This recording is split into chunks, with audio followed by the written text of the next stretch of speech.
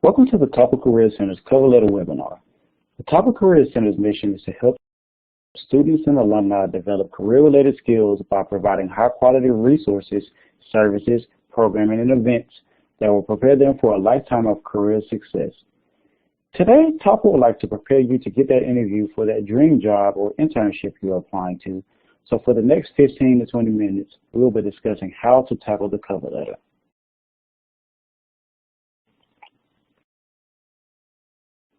If you're reading this, it's too late. You won't get the job and should just give up right now. Okay, that was a joke. I'm trying to lighten the mood and bring some energy into this webinar because cover letters are a serious matter. No, you're actually right on time. There's no better time to prepare for that future interview than right now. So let's get to business.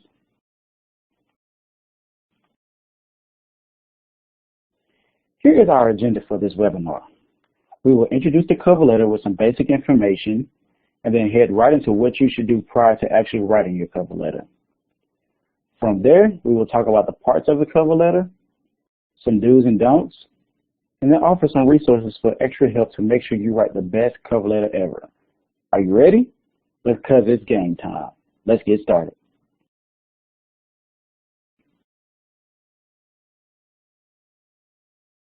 What is a cover letter?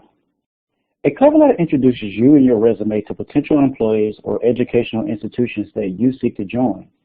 It is the first document an employer sees, so it is often the first impression you will make. Take advantage of this important first impression and prepare the reader for your application, stating why you are writing and why you are a good match for the job and organization. Cover letters do more than introduce your resume, though. A cover letter's importance also includes its ability to, 1, explain your experiences in a story-like format that works with the information provided in your resume. 2, allows you to go in depth about important experiences and skills and relate them to job requirements. 3, show the employer that you are individualizing this job application. And 4, provide a sample of your written communication skills.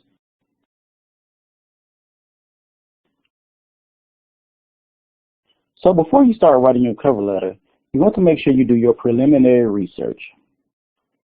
Make sure you know general job information like duties and responsibilities, who the job reports to, office structure, where the office is located, who the director may be, the CEO, the vice president, etc. Make sure to also know the desired qualifications and skills. There is no use in you applying for an opportunity that you don't even meet the minimum qualifications for. I like your eagerness, though, if you do. Make sure you also know key values and or words. Organizations love people who value the same things as they do, so look for mission statements, look for vision statements, look for goal statements, strategic plans, or other information that will help you tailor your cover letter.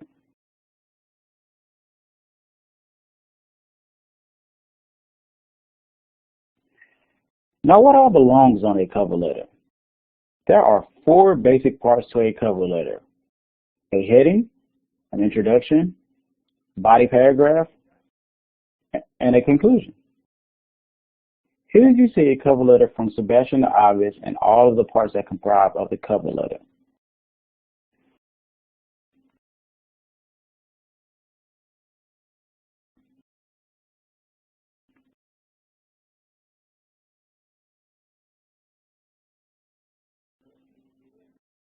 For your heading, you want to make sure you include the following. Provide your contact information. You also want to include the date you are writing the letter. From there, you want to include the address of the company, and then you want to greet the specific person with whom you are corresponding.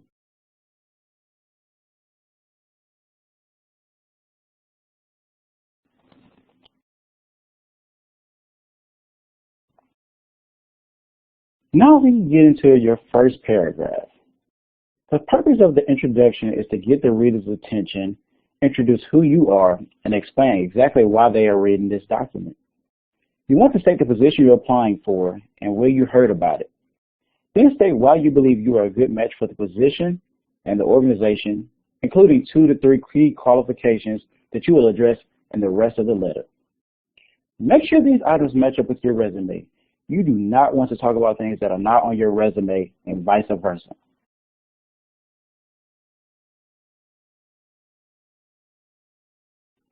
Here is an example of what a first paragraph looks like. Please accept this letter as an application for the management training position advertised on the University of Miami's Higher Arcane Career Management System.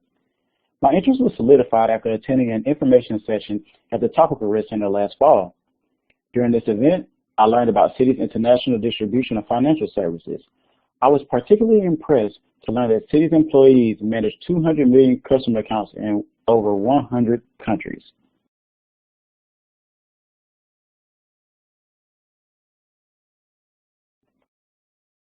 Your middle paragraph is an important part of your cover letter because it allows you to persuade your reader why you're a good fit for the company and the job. Carefully choose what you include in your argument. You want your argument to be as powerful as possible, but it shouldn't cloud your main points by including excessive or irrelevant details about your past.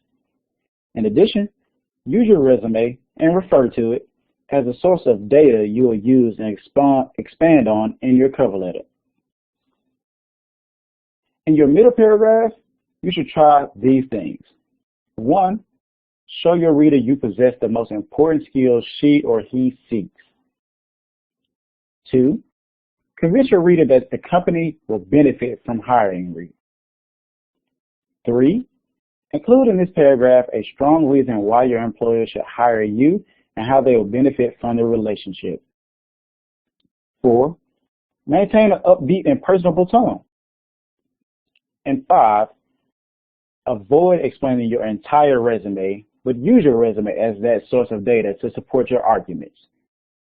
The two documents should work together through the entire cover letter. In order to market your abilities in a cover letter, you must know not only what your prospective employer needs, but also what you have to offer prospective employers. Think carefully about your past. Ask yourself, what skills have you used at school or work that can be used at your next place of employment? Try to answer the question, how can I help the organization? For example, if you have been successful working with people, you can show how you have interpersonal skills that may help you at your next job. Some transferable skills that can be used from job to job include leadership qualities, multitasking, teamwork skills, ability to meet deadlines, interpersonal skills, ability to work independently, written communication skills, verbal communication skills, and more importantly, computer skills. It's extremely important that you be specific when describing these abilities. Just using the terms will not help you. Employees have seen them before. Be specific and try to discuss particular examples where these abilities led to measurable positive results. For example, if you want to know whether you have strong written communication skills, think about your experiences with writing. Have you done any writing at a previous workplace? If so, what kind of writing? Memos, business letters, manuals, reports? Have you taken a writing class in college? Have you won any writing awards? These are the questions you should be thinking about when talking about these specific skills. Before deciding to highlight specific skills in your cover letter, it is essential for you to learn which skills are most relevant to the job for which you are applying. You should include proof that you have the most important qualifications for a position.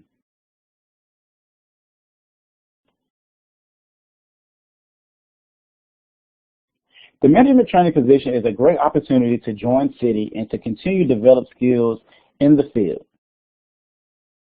Customers are the center of any organization, and I know that my experience working in various customer service positions will allow me to provide positive interactions with your clientele. This past summer, I interned in the marketing division at Bloomingdale's.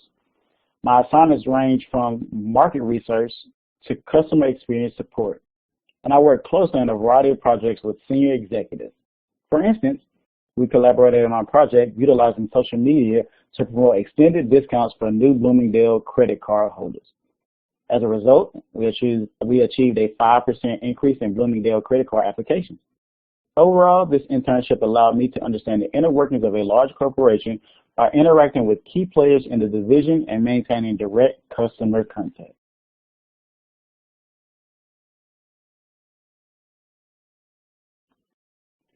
In your last paragraph of conclusion, you'll be wrapping up the conversation. This paragraph brings the entire cover letter together.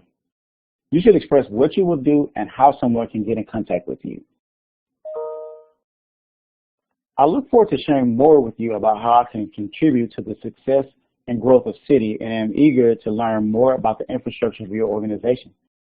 Please feel free to contact me at 305-555-5555 or sebastian@umiami.edu. Thank you for your consideration.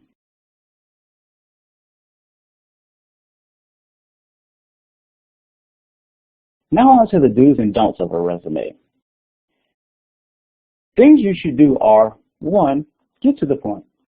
You do not want an employer or hiring manager looking at your cover letter and thinking, will they ever get to the point? Make sure you're concise and direct when it comes to your cover letter. 2, tailor to your reader. You always want to remember the audience and write your letter to them. What that means is look at an organization or corporation's mission, vision, etc., the things we talked about earlier. What verbiage are they using? What is the culture for their office? You want to make sure you include that tone in your cover letter. 3, highlight your biggest successes. Now it's time to be confident about all the work you have done thus far. Make sure you are presenting your best work to employees instead of an experience that was just okay. 4, follow up. If you sent your resume and cover letter about a week ago and you haven't heard anything yet, take that initiative and call the employer hiring manager. And 5, use strong language. What do you mean when you say strong language? I'm glad you asked.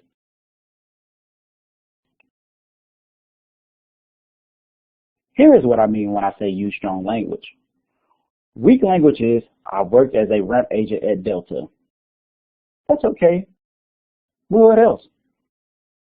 Strong language says, as a ramp agent, I assisted in loading baggage, oversaw fueling the aircraft, and stock commissary items on the aircraft.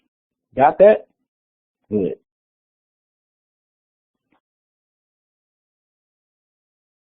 Now on to the don'ts of a cover letter. Don't provide salary information when it's not requested. This makes you look like you're the only person that is applying for compensation. Even if that may be true and an important reason, you do not want the employer thinking that. Next, don't address a letter recipient by anything other than his or her name. Do the research to find out who that person is. If you absolutely cannot find who that person is, dear hiring manager or search committee will suffice. Do not write a generic letter from a template. If it's not tailored, it can result in your resume being overlooked no matter how special you are. Next up, don't make spelling errors and typos. Let me clarify. It's okay to make these mistakes, but make sure you have proofread your cover letter multiple times prior to submitting it. There's nothing like submitting a cover letter to an employer with the company name misspelled. And lastly, don't include irrelevant personal information or job experience. It's great that you are a babysitter in middle or high school, or that you are the middle child in your family, but how does that correlate to the position in the company you're applying for? Most of the time it doesn't, so just leave it up.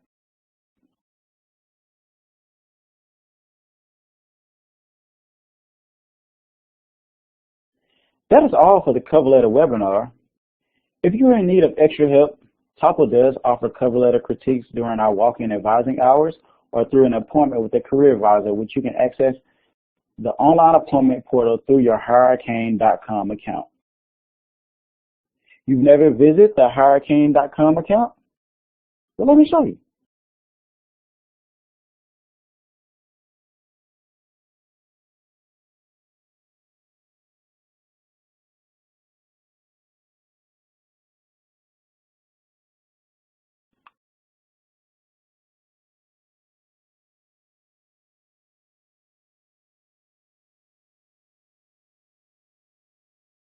We also offer plenty of online resources on our website as located here under the Resume and Letters tab.